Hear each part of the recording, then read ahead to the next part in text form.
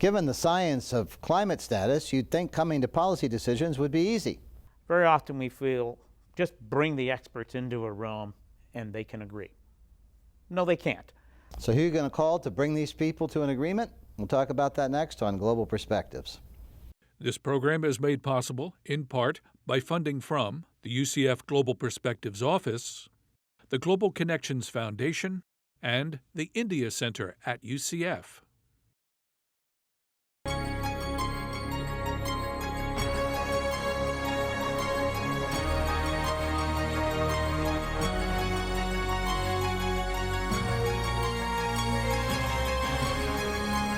This is Global Perspectives with Pulitzer Prize-winning commentator John Bercia.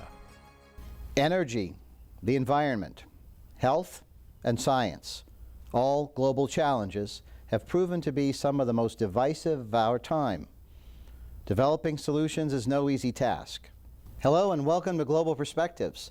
Our guest today is no stranger to promoting consensus between rival factions, and his career has flourished dealing with some of the most difficult issues of our time. Ambassador Gary Grappo devoted more than 26 years of his career to diplomacy, serving as the head of the mission of the Office of the Quartet Representative under Tony Blair in Jerusalem, U.S. Ambassador to Oman, and U.S. Minister Counselor for Political Affairs in Iraq. Now, he works at the Keystone Center as President and CEO. Under his guidance and expertise, the Keystone Center seeks to empower leaders to deal with controversial issues in the areas of energy, the environment, health, and science by utilizing a consensus-based approach. Welcome, Ambassador Grappo. Thank you very much, John. It's a pleasure to be on the program. It's great to have you here. Well, you've had such an illustrious career in diplomacy, and one can't help but think, what is it like to work with people like Tony Blair and all of these other figures that have been routine experiences for you? Tell us a little bit about that. Well, John, first of all, I have been blessed to work with some remarkable people throughout my career, people whose names we'll read about in history books for some time to come. We mentioned Tony Blair, but I've worked with a number of secretaries of state and foreign leaders. First of all, they're all human beings, and up close you do see their foibles, but you also see the strengths that they bring to the positions that they hold. And I've had a wonderful opportunity to be able to see that. And in truth, they have been some very remarkable people. And I've been able to learn a little bit from every single one of them with whom I've had the opportunity to work or be exposed to in some fashion. You have moved fairly recently from the world of diplomacy into your new position at the Keystone Center. For the benefit of our audience, tell us a little bit about the Keystone Center, what it does and what its goals are. Absolutely. I was drawn to the Keystone Center for a variety of reasons. First of all, given my career, I love working in the area of public policy. And the Keystone Center is most definitely a public policy organization. We also have an educational arm, which I'll explain shortly. But we work on the very issues that you identified at the top of the program, energy, environment, health. These are very, very topical issues for our country and for most countries around the world. And working on these in order to facilitate public policy making is something that I found very attractive. And that's what drew me to the organization. Happens to be based in one of the most beautiful states in our country, the state of Colorado, which also was a nice attraction. And then it has some really remarkable people in the organization, our facilitators and mediators who work on these public policy issues, and the many educators that we have who take these issues and then prepare them in such a way to introduce them to young people and begin to educate young people as well as educators on these very topical, very challenging and difficult issues. Help us understand, because at many public policy centers, there's a lot of discussion, a lot of reports and items of that kind, but your organization seems to have a goal beyond that, which is to be actively involved in developing a consensus so that we can move forward with solutions for these challenges and issues. John, as I talk to my colleagues, I talk to our board members, the one word I use to single out what we try to do is impact. Now, yes, you can have that by publishing papers and sponsoring meetings and conferences, seminars, and so forth, and we do a little bit of that, but we are focused on trying to produce outcomes with impacts. So when we're dealing with a very difficult public policy issue in the areas that we identified earlier, we try and bring stakeholders together. We get a dialogue going, and this can be at the most basic level, trying to agree on the facts of the issue. And this is where the first leg of our work comes in. We are very much a science-based organization. Science informs all the work that we do on the public policy side, as well as on the education side. And so we may bring the stakeholders together, just agree on the facts, on the science behind the issue, and get them to talk, get them to think about different ways that they may frame the problem that they're dealing with. And our expert mediators and facilitators are quite expert at that. We've done this many, many times on different issues. The second thing that we try to do, and that is really important to this and is often overlooked in dealing with a contentious issue, that's process.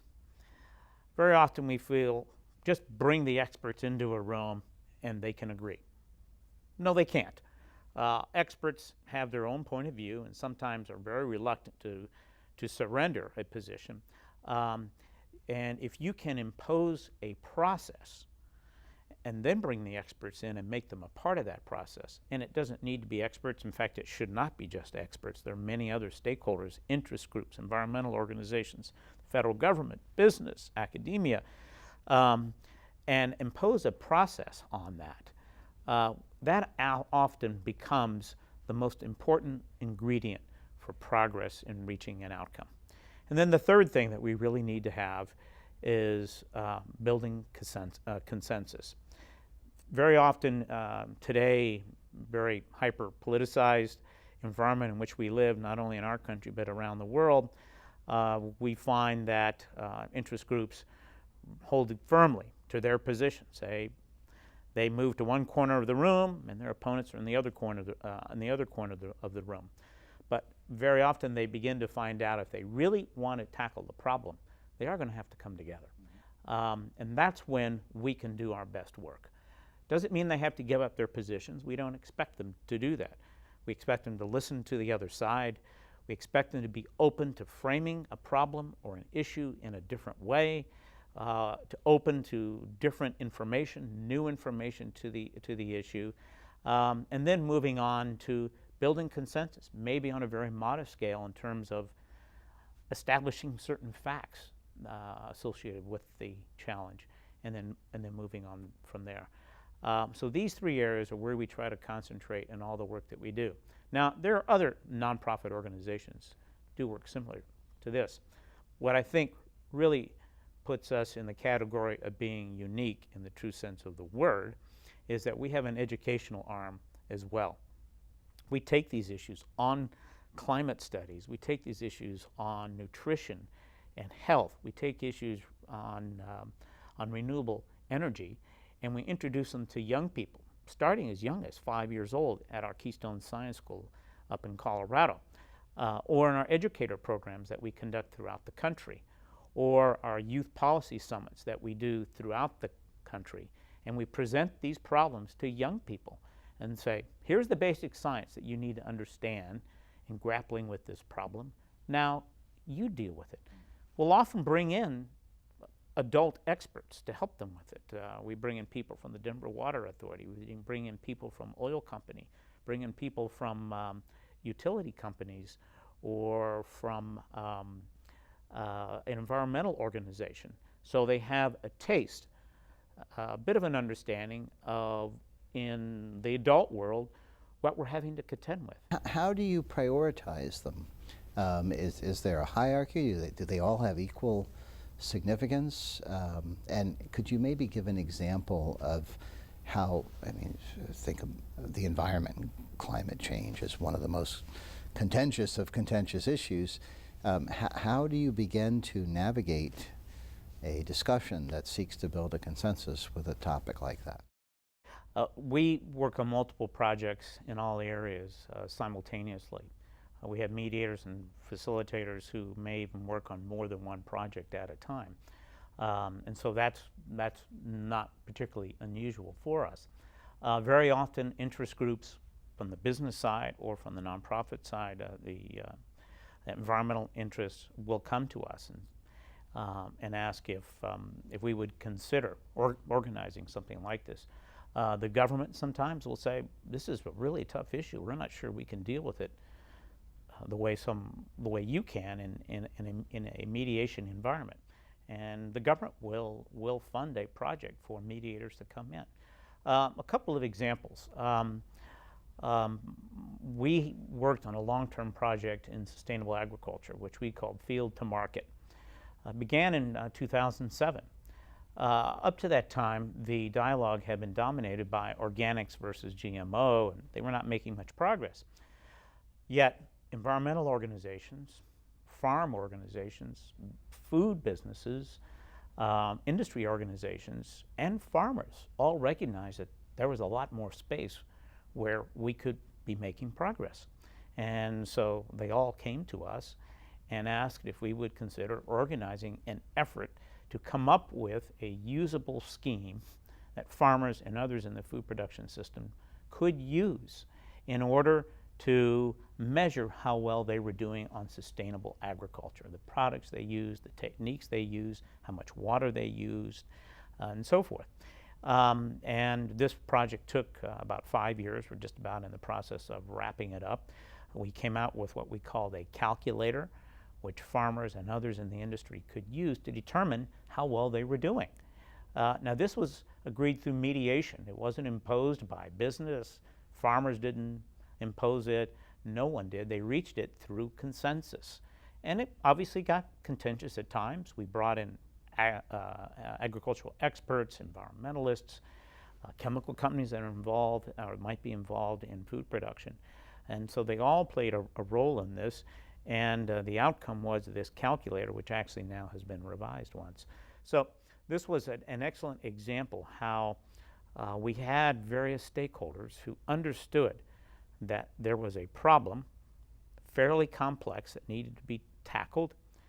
A certain element of it probably wasn't ripe yet for mediation, but other elements were, and they wanted it done. This is an ideal situation for an organization like the Keystone Center to come in. On the education side, we are taking experiences from water. We do a lot of water issues, and we're able to inculcate elements of that, of what we've learned from our water projects, into our education programs. So when we take a group of young students out on a 3 or 4 day expedition in the mountains of Colorado, we have them stop. We study the water. They take samples. They use scientific analysis, the basic methods of science, critical thinking, to understand where did the water come from, where is it going, what are the components of it, who are the users, what are the potential economics involved in this water, and how might they come up with ways to conserve water, better use water. So there's just two examples, but we pretty much covered the breadth in the areas of health, energy, and environment, and we're looking for other areas as well. By the way, we also work overseas in various projects. Let's talk about that in a second. Do you see your organization, and is the organization seen as an honest broker, a neutral player, a Switzerland, if you will, or how does that work? One of the core values of the Keystone Center is our independence. We're a nonpartisan, non-advocacy organization. I have to qualify the non-advocacy part because while we don't argue for one side or the other, we do argue very strongly, and we try to push stakeholders to try and achieve outcomes, results. But we are independent, and as a result, when we're dealing with a contentious issue, mining, for example, can be highly contentious these days because of the environmental impact. but also because of the employment opportunities that it often generates. People come to us because we are very independent. Talk about some of the, you started to talk about a little bit the international projects. Give us some examples of types of projects and countries and regions where these happen. One of our more recent examples is a project on which we worked in the country of Papua New Guinea, which is in the southwestern part of the Pacific. 20% of Papua New Guinea's GDP is generated from mining. And one of the large mines had generated a lot of waste products that had gone into the river system and had damaged the fisheries of the villages and tribes that lived along the river, and it polluted in several areas of the river. And so the government of Papua New Guinea was looking for someone to come in and find a way to compensate villagers, smaller businesses, for the damages they suffered as a result of the mine tailings. And so we served as the mediator. We brought in 35 different interest groups, from the Papua New Guinea government to environmental organizations to local villages, to try and mediate some kind of an understanding and eventually a settlement that was reached between the mining company and these villages. Very, very successful outcome, to the point that there was even agreement to allocate some of the funds that would be provided to women and children for programs dedicated to them. So that's one area where we worked abroad and been very successful. I mentioned the field to market program, which was a largely domestic program. We're now in discussions with potential partners and stakeholders to try and do something similar overseas. Food security is very much on the minds of governments around the world, including our government. It's an agenda item, I think, in one of the upcoming international meetings in Europe, in which the United States will be participating. And in looking at food security these days, you have to be aware of the sustainable agriculture part, but you also have to be aware of the growing needs for food around the world. We need to be able to produce more food on less land, using less inputs. That's quite an imposition on the agricultural industry, and so we think we can be helpful in getting the stakeholders together, whether it's governments, whether it's agribusiness, whether it's environmental organizations, to try and find a solution to this growing challenge that we face. How do you approach these issues that may change with the passage of time? You mentioned the increasing global population, but most of the studies seem to suggest that the population will peak by the middle part of this century. Obviously, these issues will still be with us, but how do you factor in the possibility of stable or even declining global population after that point? Well, of course, that issue is very dependent on what happens to global population. And I think in this project, as in many projects, we bring in those who have the relevant subject matter expertise. We're not the population experts. We're not the agriculture experts. We're not the environmental experts. We know where to get them, and we often bring many, many of those in. Same thing if we're dealing with energy or health. And we will ask them to factor in anticipated future challenges in their solution. Sometimes it can be done, sometimes it cannot. So it's a question of coming up with sometimes an interim solution.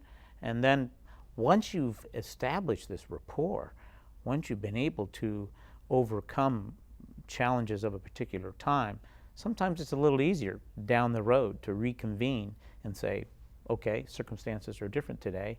Now how do we want to tackle this problem? We've done it before, we can do it again.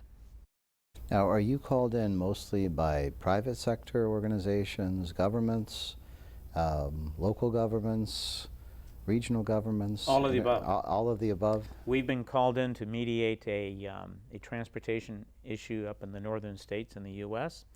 over construction of a bridge. We've been called sometimes into local city governments who are dealing with tough problem and need a mediator to come in. We look for the longer term, higher level issues because, as I said before, we're focusing on impact, and these obviously tend to have much greater impact on larger populations. Business is very keen to use our services very often because we're certainly far less expensive than trying to fighting an issue out in the court system. We pretty much drive the sides to a solution. And this is much preferred to going to a court system where you can't necessarily control the outcome. The one thing we do assure all the stakeholders is that everyone has a voice. Whether you're a Fortune 100 corporation at the table or you're a small community organization. I'd like to cite another example. We had a federal agency that was about ready to issue a major health-related policy pronouncement.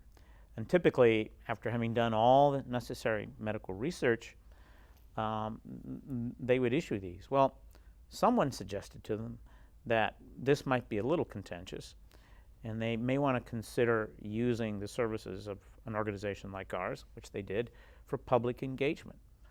Hold town hall meetings, bring in experts, bring in the larger group of the medical community, bring in average citizens, bring in your experts to talk about this issue, and try and discover what is on the minds of all of these different groups, and then perhaps moderate whatever policy was going to be issued by the organization. They had never done this before. It turned out to be a tremendous success. They were so enamored with us, they called us back to work on a second project. And they went about issuing basically the same policy that they had planned from the outset, but they were able to couch it in different terms to be sensitive to interests, concerns of different people. And that's what the kind of work that we can do, will do for groups and organizations, government agencies, and businesses wrestling with tough issues, to bring the stakeholders together, to hear what people have to say, and then come up with ways of addressing those in a consensual, collaborative way. Do you start with an issue such as energy or the environment that is of interest to you that happens to affect the parties that you're called in to help, or do I don't know if it's even a connection, but you spent most of your diplomatic career in the Middle East, and I'm just thinking there's a perennial issue with access to resources, especially water, in the region. Would you foresee being called in to assist with something Middle East related if it happened to be one of your key areas? And is that something you would be open to doing, or you don't know? Well, we would certainly be open to doing it. The fundamental techniques that we employ in our mediation and facilitation efforts don't change dramatically based on geography. But you do have to take into account culture, obviously. If you move from American culture, which sometimes can be somewhat confrontational, but in a constructive way, to another culture where confrontation is not viewed as being very constructive. We just have to be sensitive to that. But dealing with all of these issues, there are no borders when we're dealing with health issues or environment or energy. Well, thank you very much for joining us today, Ambassador Grappo. It's a pleasure to be here. Thank you very much. And thank you. For Global Perspectives, I'm John Bercia, and we'll see you next time.